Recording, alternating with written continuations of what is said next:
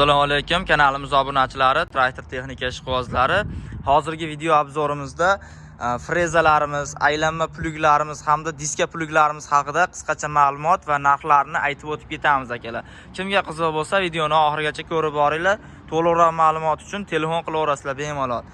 Xo'p, ko'rib turgan frezalaring 1.40lik freza bo'ladi akalar. Bizda hozir faqat shundan bor 1.60, 1.80, 2 metrliklari kerak bo'lsa, xudo xolasa endi yetib keladi. Bu frezalarimizning narxi $600 dan eng oxirgi narxlarini qilib beryapmiz. 1.40lik frezalarimiz. Xo'p, pluglarimizga keladigan bo'lsak, pluglarimiz ikkitalik aylanma pluglarimiz narxi $900 eng oxirgi narxlari bo'ladi. Detallari qalin temirlardan ishlangan bo'ladi.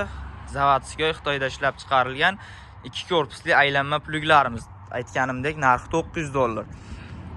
Xo'p, diska pluglarimizga keladigan bo'lsak, 3 talik diska pluglarimiz kelgan. Buni narxini $830 qilib beramiz. Oxirgi narxlarini ko'rib turganlaringdek 3 talik diska pluglarimiz.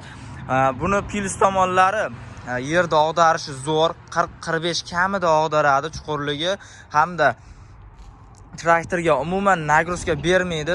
Tiqilib qoladigan joyi bo'lsa yoki boshqa muammo bo'ladigan bo'lsa, diskasi aylanib traktorga nagruzka bermasdan aylanib haydab ketaveradi akalar. Qulayliklari ko'p. $830, $900 hamda $600 ga shunaqangi qo'shimcha agregatlarimiz bor. Undan tashqari traktorlarimizga jatkalarimiz ham kelgan, jatkalarimiz, chizillarimiz bor. Kanalimizga obuna bosib kuzatib tursalaring, keyingi obzorlarimizda qolgan agregatlarimizni, traktorlarimizni obzorini qilib chiqaramiz. Bizning do'konimizda hozir traktorlardan 18 ot kuchidan 50 ot kuchigacha bo'lgan traktorlarimiz mavjud. Narxlari 25 million so'mdan 145 million so'mgacha traktorlarimiz mavjud akalar. Kimga qanaqa texnika qiziq bo'lsa, bemalol murojaat qilaverasizlar. Manzilimiz Namangan viloyati Pop tumaniga qarashli Perival yo'lda joylashgan. Keluvchi akalarimiz uchun videoning tagiga raqamlarimizni yozib qoldiramiz. Aloqaga chiqsalaring, lokatsiyalar tashlab beriladi.